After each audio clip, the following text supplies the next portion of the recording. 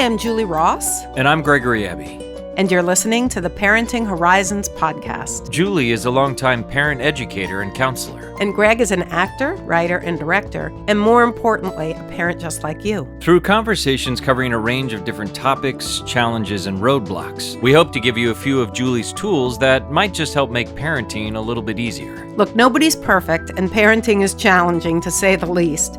With a few skills under our belts, though, we might just be able to be good enough parents and enjoy the journey and our children a little bit more in the process.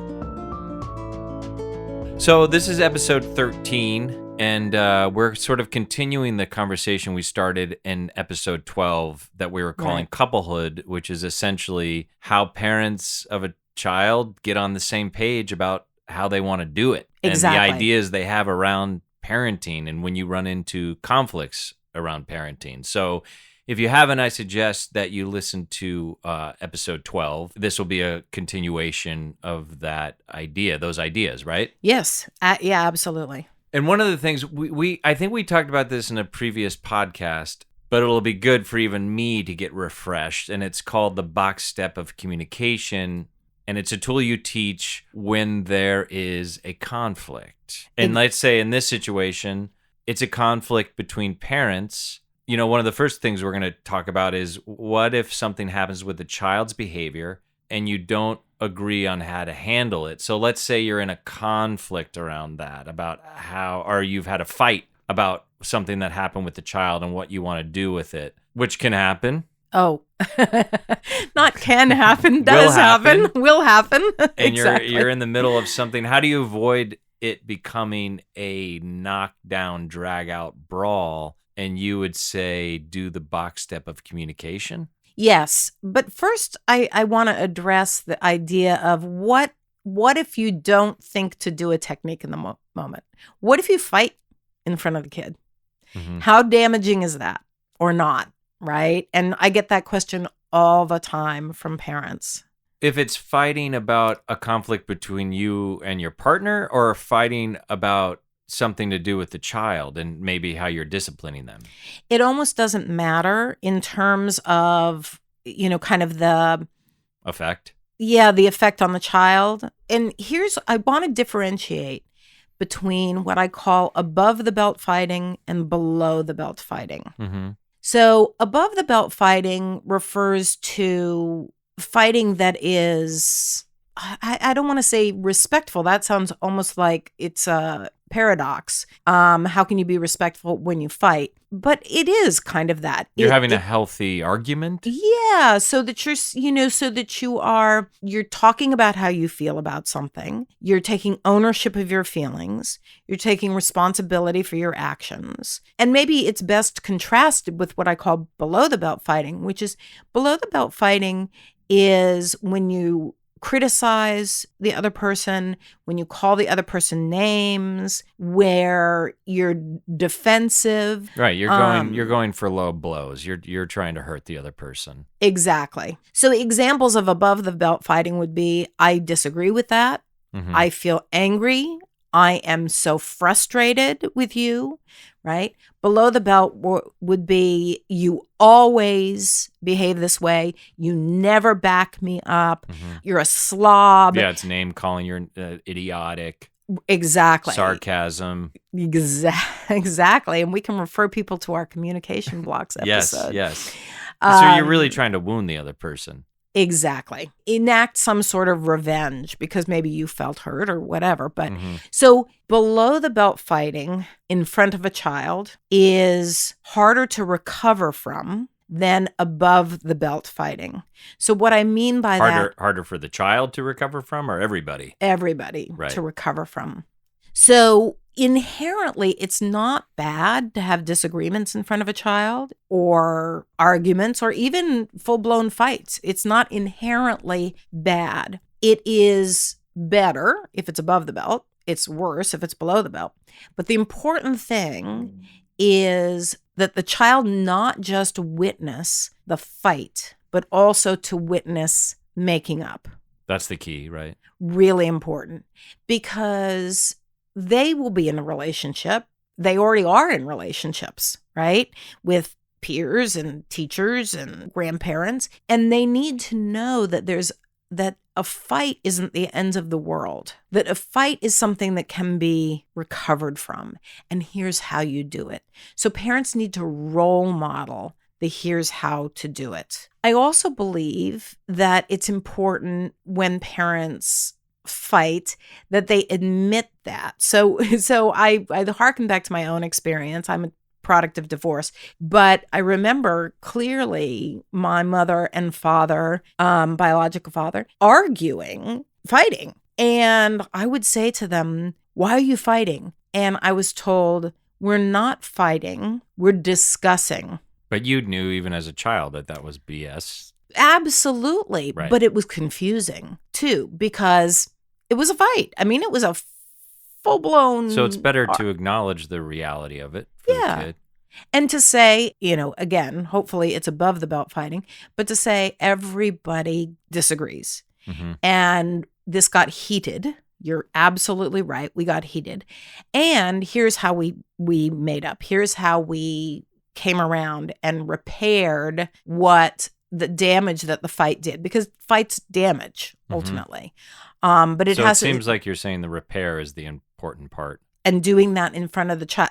You don't have to do it in front of the child, but you can come back and say how you repaired it. That it's important to do the circle back, if not necessarily that they're there for the whole event where they see the fight and they see the repair. Exactly. But you might come back later to say like, hey, I mean, I'm sorry, your father and I, your mother and I, partner, had a disagreement, but we've figured it out. Or maybe even together, I guess, right? Yeah, absolutely. We figured it out, and here's what we did. We discussed it. We realized that we were name calling, or we realized that we were not owning our feelings, whatever, and everything's okay. And everybody disagrees sometimes. Right. And so then they have a process of, because that's not necessarily a bad thing to see how that, because you're going to have arguments and fights in your life. That's part of being human. Right. But if you can see an example of a healthy way to sort of work through it, take responsibility, circle back to talk about the repair piece of it. So where does a child put it when that doesn't happen? Or if it's a below the belt fight that happens often, there's no repair, there's no circle back, it happens in front of the child. Generally speaking, children either believe that they caused it or that it's their job to fix it. And those can be two separate things. So a lot of the time, kids will then create their own drama with the goal of getting the parents to come together and agree on how to handle them. Mm-hmm. So they become the kind of identified problem in the family. The child becomes that, when the problem really may be between the two adults. Or the child takes a lot of responsibility around it. And if it wasn't for my bad behavior, mom and dad, or, mom and mom, or dad and dad wouldn't be arguing. Right. They take it on. Yes. Which is, why it's so critical that we model healthy disagreement and that we model making up, right? Because it's not the child.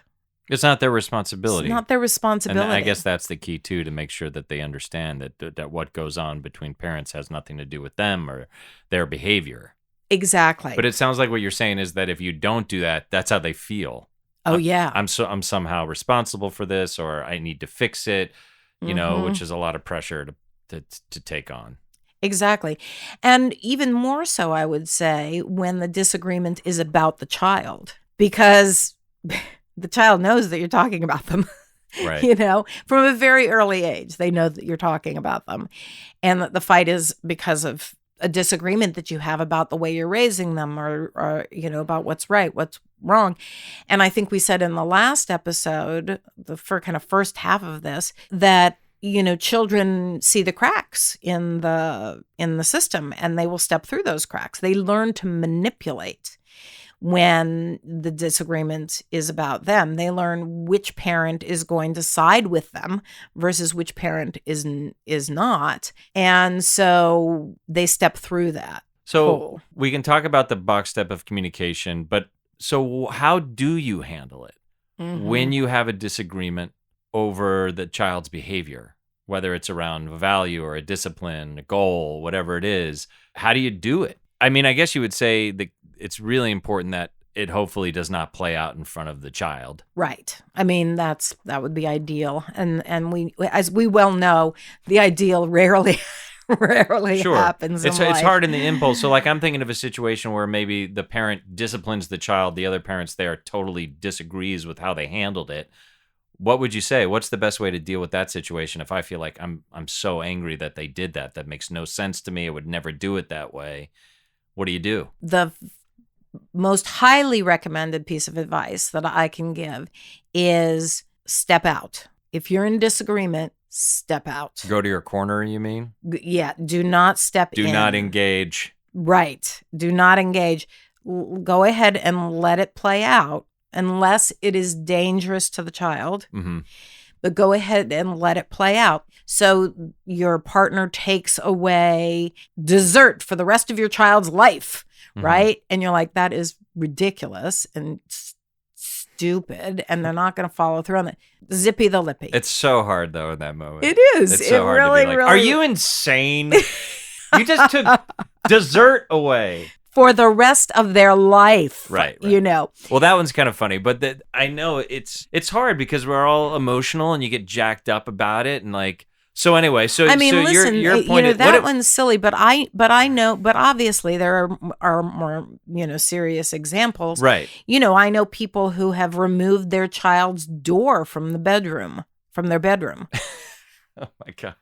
I mean, literally, one parent did that. You mean without running it by the other partner first? Correct. And I know of a number of instances in which a parent took everything out of the child's room when they were at school as a consequence for something.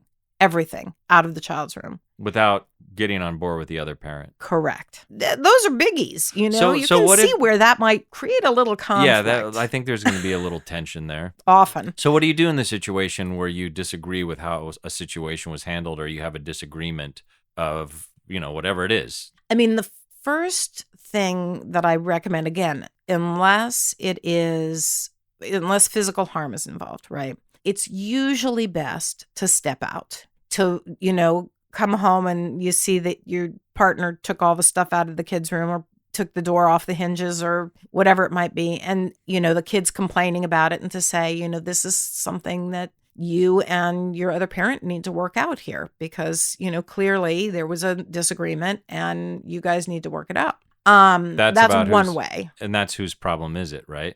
Yeah, okay. Exactly. So whenever possible, you should be backing up your partner. If you want to think about it in terms of team sports, right? You're going to back up your teammates. You may not agree with whether they should have taken that shot or whatever it was, but you're going to back them up in the moment. And then later you're going to have a meeting about it. You're going to say, okay, so let's see how that worked out there. Right. Was it okay? Right. Really? Did it have an effect that you wanted? So, so part of it is not stepping in. And so you're not engaging in the moment where it could be really heightened. Exactly.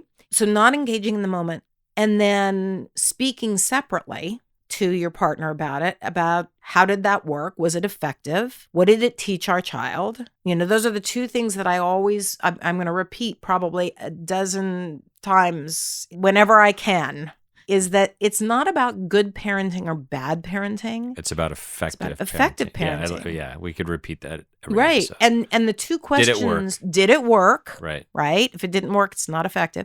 And the second question is, what am I teaching my child? Well, that's the thing. Like, it may have worked, but now the child is in a depression or has low self-esteem. So I think those are important. So the first question is, was it effective? And then, what did I teach my child? Yeah, did it work? And what did I teach my child? Make up whether it was effective or not effective.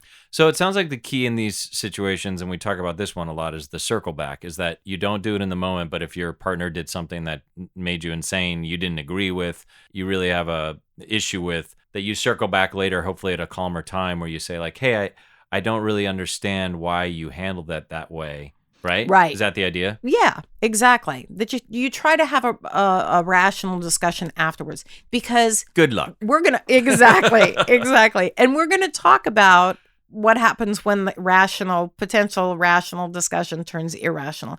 Because I think that's most of the time. Sure. Whether you're doing it in a circle back with your partner, or whether unless you're really super evolved, and very few people are, it takes a lot of self-control to circle back and be rational when you have your feelings mixed up in and it. especially when it's around your kids, we all have really strong feelings about it. So this idea that you'll be able to, hey, can we talk about you taking the door off of the bedroom?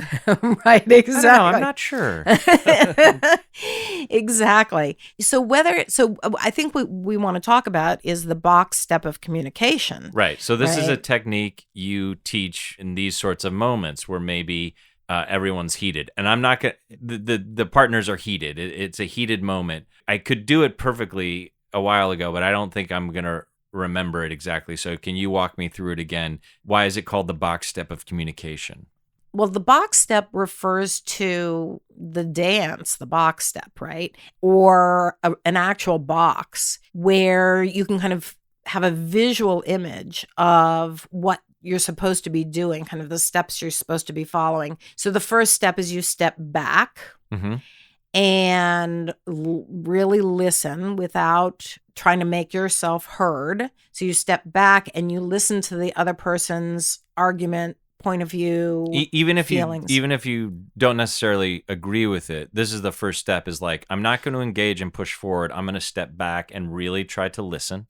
So that's the step back. Then you step to the side. And that really refers to stepping into a moment where there might be something that you can agree with that they're saying. So let's say in the case of the door coming off the hinges, right? So you say, tell me more about the decision to take the consequence of taking the hinges off. I'm not sure I understand it, right? Right. So now you're taking a step back. They're like, well, I got so sick and tired of them always slamming the door, and that's all they do is they slam the door and they get mad and they slam the door, and it's gonna break something someday, and blah blah blah blah. So now you're just stepping back. And yeah, or I'll just add to it. If he's like, I just got enraged. I was so enraged. I asked him to stop it, and he kept doing it, and he did it purposely. He slammed it like 10 times.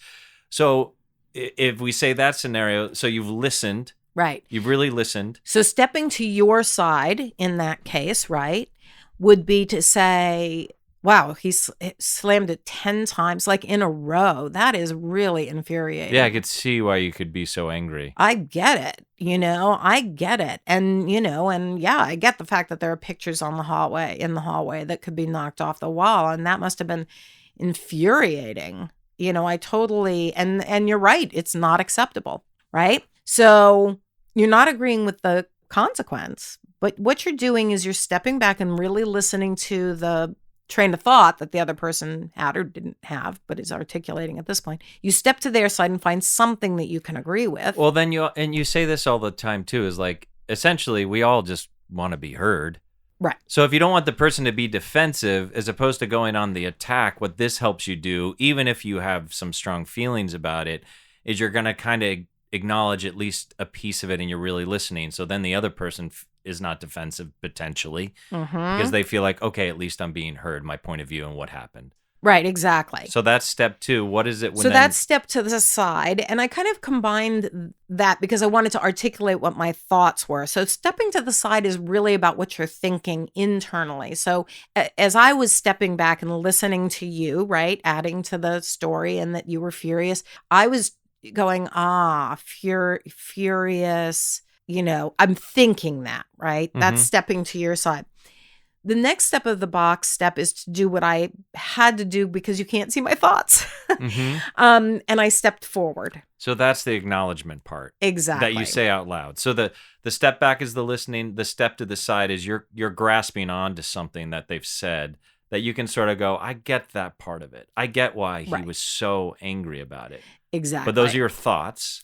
Right. Just as you said, as I'm describing it, you're going like, okay, Greg was furious. He sounds he Mhm. was furious, which I actually kind of understand that. The kid did it 10 Yeah, times. that's irritating. You know. So then you step forward and you acknowledge that to the person. Exactly. And in what way? Like, how does that manifest? Kind of just the way I did then, saying, that must have been that I get it. That must have been infuriating, and they did that 10 times in a row.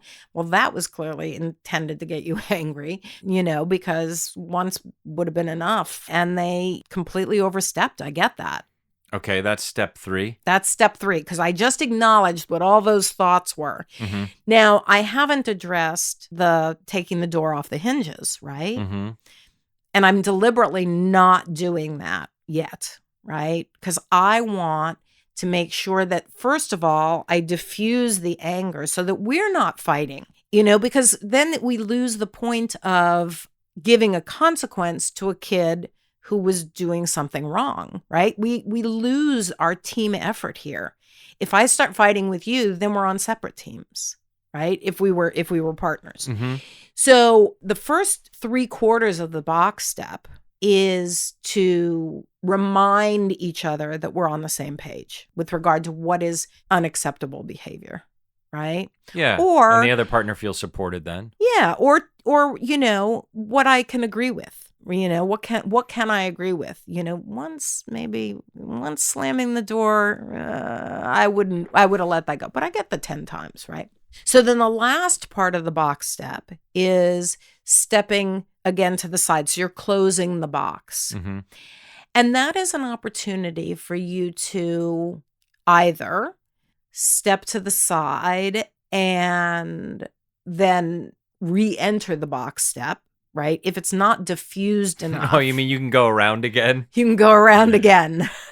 And sometimes you have to, because the fury of the other parent is so high. Well, and your feelings might still be loaded. Absolutely. So you might need to take it around again to bring it down a little bit. Exactly.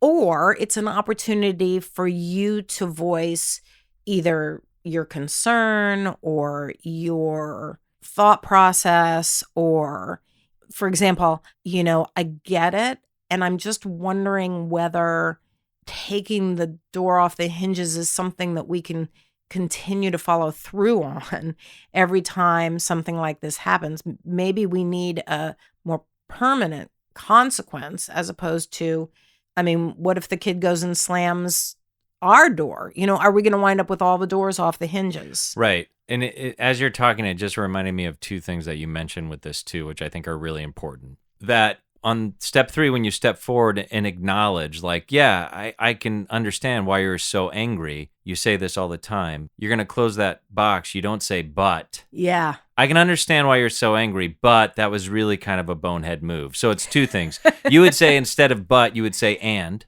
Right? Exactly. I can totally understand that, why you would do that. I totally understand why you were so angry about that. And also, you make it about yourself. So you might say, and I'm worried that it might have frightened him, or whatever it is, as opposed to you. Excellent points. So you're not attacking, you're keeping it on yourself. Right. And I'm worried that might not be the most effective way to handle this now that we've gone to this extreme, as opposed to, and you really did a stupid thing. That was, you really messed it up. Exactly. You make such an excellent point, and it's a good time for us to remind our listeners that the word but negates everything that came before it. So you can do all of this great work, either with your child or with your partner, or I don't care, anybody. And then the moment you say but, all of that empathy, all of that trying to get it from their point of view goes out the window. Then what they see is that your empathy, your step back, your step to the side, your step forward, all of that empathy was manipulative to get them to come across to your point of view, as opposed to honest and authentic, right? So great reminder, just take the word but out of your vocabulary. And then, as you said, use an I statement as opposed to a you statement. Like, I feel, worried about whether this is something that we can be consistent about, Mm-hmm. or whether, it might, all the doors might wind up off of their hinges. Because you can totally see that we happening, might right? not have doors in our house Right. if this is the way we're going to handle this, honey.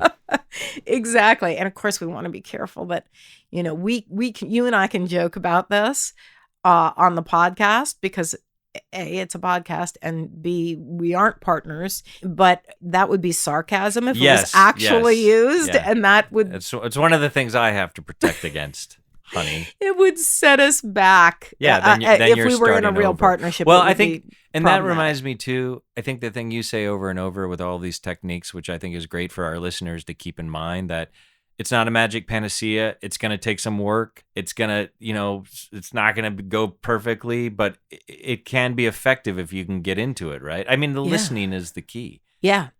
Well, sure. And, look, I think I mentioned on the previous podcast, kind of the first half of this, my husband and I have been married for 40 years almost, and we have 2 grown children. And there was a lot of trial and error, in part because we didn't have these techniques. They were developed, over time and learned over time. But you shouldn't be afraid of the trial and error. You should expect that there will be bumps in the road. So what comes smoothly out of my mouth in these moments, on the podcast, is much more... It's much jerkier in real life because, I slip. It's like climbing up a snowy mountain or a muddy incline. You get partway up and then you slip back a few feet. And even in the middle of the box step of communication, you may disengage from that process and slip. And and that's okay. Well, of course, and it makes sense too because we're talking about it intellectually as an idea, but when you're in that moment with all your feelings and emotions, like you're going to do the best you can, and it's going to take practice because right now we're just talking like this is the literal tool, but then you're in that moment and you're angry or whatever it is. So I guess I just say that to say like I think these are effective. Yeah. But they're going to also take practice. Right, exactly. And I want to encourage people to not be afraid to take a break from time to time. Let's say you find yourself hurling insults, fighting below the belt. It's okay to take a break and walk away from it. I was, this was maybe 4 or 5 years ago, and a young person who had just gotten engaged sat down with me, in a friendly way. It wasn't a client relationship, and said, "What is the secret to a good marriage?" Now that's big to bundle into one secret, yeah, can right? you just wrap that up, Julie, for us? Right? Let me just give you one sure, secret this here. is the gem. Well, what is it though? Come on. Well, what I said to them is, to this young couple, actually, I said, contrary to popular belief, it's actually okay to go to bed angry. And they were like, "What? How is that possible?" And I'm like, well, because sometimes you need to sleep on it. Sometimes you need a break. Yeah, you need to. I mean, I'm totally with you because you hear that classic thing like, don't go to bed angry. Well, sometimes you can't get away from it. And sometimes you also need the space and time between it for it to dissipate and have some proper perspective. You're like, oh, okay. Now that I'm not so angry, it's not as big a deal or whatever it is, right? Right. Is that the idea? Yeah. I mean, you all, after a break, whether it's you go to bed, right, and then you wake up the next morning, or you say, you know what, we need to take a break and I need to get my head back together. So whether it's kind of a zippy the lippy in the moment situation, or whether it's an overnight situation, we often engage in conflict. And this is both with our children and our partners and probably a lot of other people, family members, as if whatever we're disagreeing about is a call to 911. It's not a call, unless it is, right?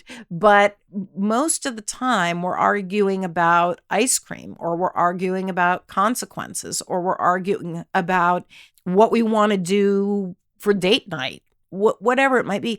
It's not an emergency. It's not an emergency. You say that a lot. And having the wherewithal to recognize it, especially when things are maybe getting out of hand. So this is great. So the box step of communication is a great technique to use when you do have a real disagreement in anything, but certainly in this situation, maybe over something that's gone on with the child. Right. So let's just cover a couple more things. The danger of secrets. Don't tell your other parent. And I think I definitely have done this subtly. And then I think I even realized, because I think it can be big and small, like, like maybe in a divorce situation, there can be something major. But even in a happily married couple, you can maybe say that if it's something as naive, like it's ice cream, like, don't tell your mom that we got this ice cream. So what's the problem, though, in doing that? Oh boy. The problem with secrets in a family is that they're destructive. Nobody should be required to lose their authentic voice or their ability to communicate. So basically, when we tell someone to keep a secret, we're saying, don't engage in communication. So what's the danger of that? Well, for the one thing it does is it polarizes parents. It creates an allegiance between, in this case that we're talking about, or in this type of situation, an allegiance between the parent and a child. Now they're split, the two parents for the child, you mean? Precisely.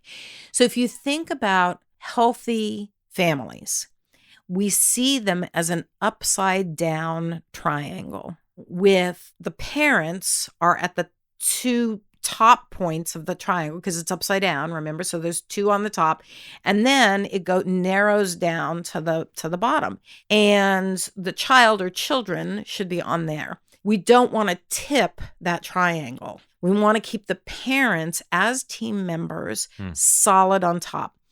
When a parent says to a child, keep this a secret, suddenly you've got that parent on one point of the triangle at the top and the child at that point on the top. So you've got a parent and a child with a parent down at the bottom.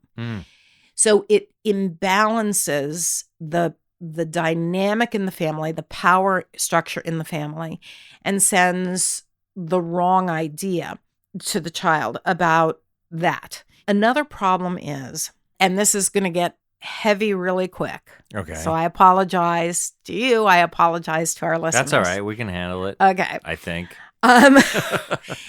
Here's where it gets really heavy. When we talk about sexual abuse in children, I think the last research I heard was that 1 in 6 girls identified, or kids identified female, and 1 in 10 kids identified male will be sexually abused by the time they're 18.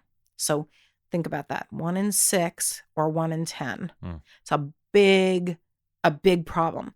Pedophiles get away with sexual abuse of children over 100 times before or if they're caught.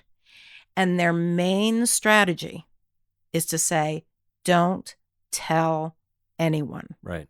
To ask the child to keep it a secret. So one of the defensive strategies for keeping your child safe is to say, if anybody ever asks you to keep a secret, you come and tell me. So how confusing then is it if you say, don't tell your mom, or don't tell your dad, don't tell your other parents? Right. You're sort of establishing, I mean, as you're talking, that's the most sort of obviously extreme destructive version of it. But that if you're establishing this thing at a young age, that then they carry with them as sort of a normal thing, keeping a secret. And then that can play out all sorts of relationships, as they go on through their life. And it's not healthy. It's like you said, it's destructive, right? To keep that. It is.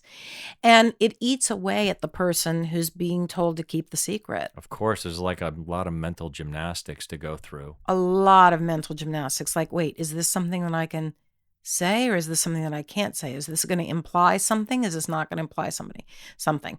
Is my parent going to be angry if I say this? It really destroys relationships, ultimately, when we ask a secret to be kept.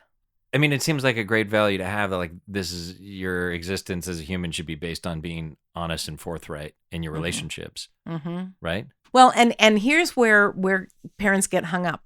So they say, well, what about if I'm throwing a surprise birthday party for their other parents? Well, there's got to be a couple you can do, like in that circumstance. Of course Right, there right, are. right. We've talked about this before, but rigidity is not the key here. We're not going to be rigid about any of these. It's Sure. almost all gray.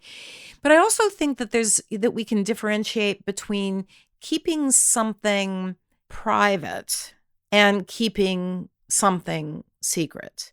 So privacy is, we don't want to ruin the surprise for your other parents, so we're going to keep it private. Eventually it's going to be revealed. But it can also be, let's say you have one of your children gets their period, right? And they come to you, as a parent, say, this happened, but please don't tell Dad. It's usually that. It's usually Dad. Please because don't I'll be embarrassed. Maybe the child would say. Yeah, and look, that's keeping something private. And then do you think it's a big deal? Because I almost wonder, did this play out in my relationship? That what if say in this scenario, the wife then comes to the dad and says, "Hey, I want you to know that, she had her period, but she felt kind of embarrassed." Or do you literally do you share that information? But say don't say anything because she just felt she wouldn't be embarrassed if you knew. Well, what I would say, I would keep it between the original parent and child first and say to the child, tell me more about this. Like, why don't you want me to share it with Dad? Yeah, exactly. Like, I think this is something that we could share. Because I guess it's kind of betraying her confidence, you're saying, if you then go and tell. Especially if the dad is like, well, what is she embarrassed about? And, that bothers him or whatever. So It seems like this is a situation where you're saying in that moment with say in this scenario between the mother and daughter that she might explore that more with her. Right, exactly. Basically we don't want to keep secrets. We don't want to keep secrets when there is a risk of harm or ongoing harm to any of the parties involved.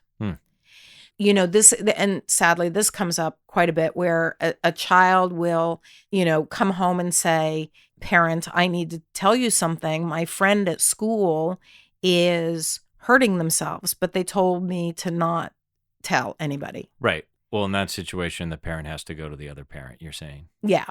And you would talk to your child about that. Like, yeah. Listen, I understand that they asked you to keep this in confidence, but that's a situation where you're saying like there's a danger, there's a health issue, that then it's okay to betray that confidence, I guess, essentially. Exactly. Now, so let's then, shift back. The kid comes to one parent and says, "I'm getting my period."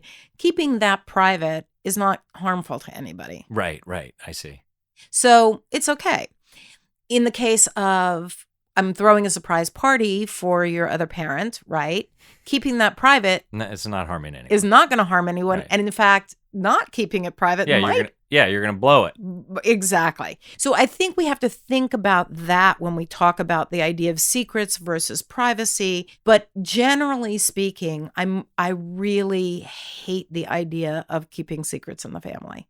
I mean, no. I hate it so much. Yeah. It's ultimately destructive. You hear about that all the time, those secrets that were kept that are families that and then invariably they sort of come out and then it's right, exactly. a total mess. Yeah, Let me ask you this too, because this one seems sort of obvious to me, but maybe not. What do you do when kids go to the other parent to get a different answer? So you've gone to one parent and you've asked and they've said, no. So you go to the other parent and you get a different answer. Mm-hmm.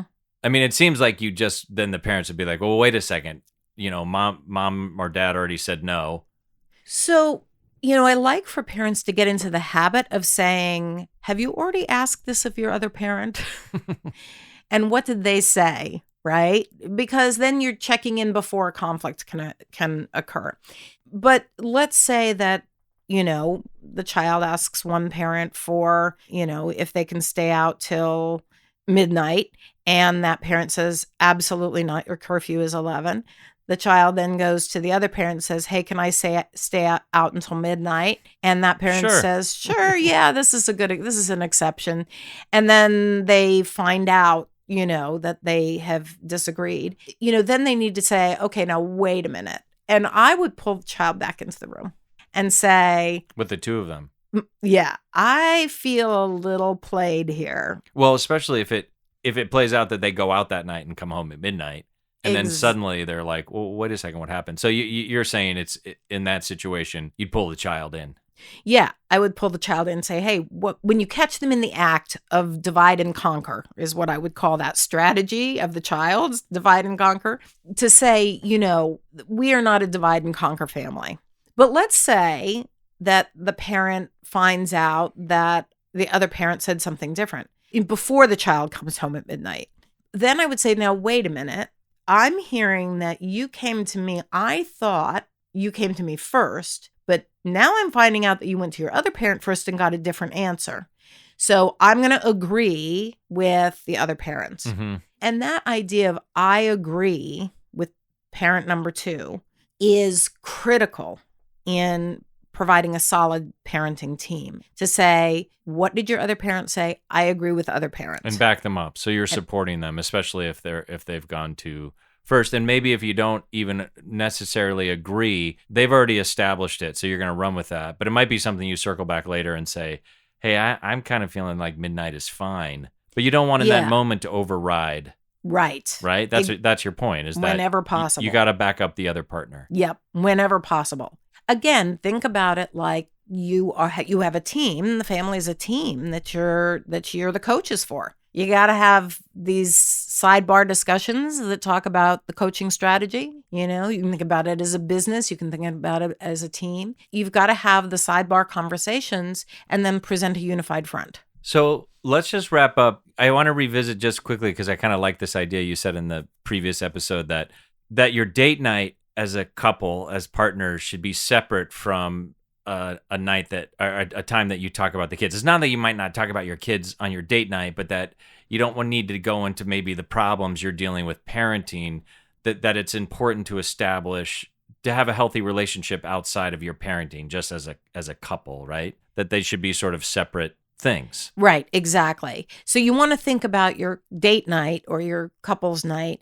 as the self-care that relationship needs, that you need as adults in a relationship. So that's self-care. And then you want to have a separate opportunity to have discussions about how do we operate as coaches? How do we operate as business partners? How do we operate as kind of captains of this ship that we're steering? And that should be separate, because you're probably going to have disagreements within that. Then if you're having disagreements, you're depriving the partnership of the oxygen it needs. Yeah, the fun. I mean, you got to have fun. Yeah. It's important. So if there is maybe one main thing you can hold on to as you sort of enter this journey as parents and working together as parents to parent this child, what is the most important thing, you think? Is there one thing you could say? Wow. I don't know that I can be restricted to one. I would say, just kind of touching back on, the key components of these past 2 podcasts, pay attention to the couple as being important in terms of taking care of the family. Make sure that you have some strategies in place. Again, this idea of coaching a team, you got to have strategies. Or if you're in partnership in a big business, you got to have strategies. You got to be on the same page.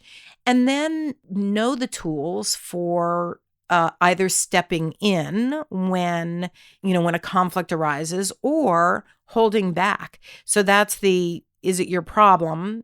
Is it your monkey? Are you going to step in? Do you need to solve this? And then what happens in the midst of things, in the fray? What do?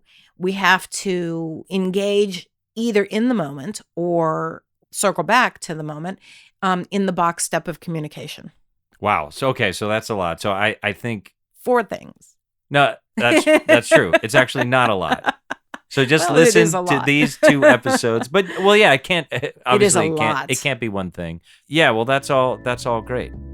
Thanks for listening to the Parenting Horizons podcast. If you enjoyed today's episode, please share with your family and friends. And if you'd like to hear more about Julie's work, join one of her parenting groups, or see about individual counseling, please visit parentinghorizons.com. Or you can email Julie at julie.ross@parentinghorizons.com. See you next time.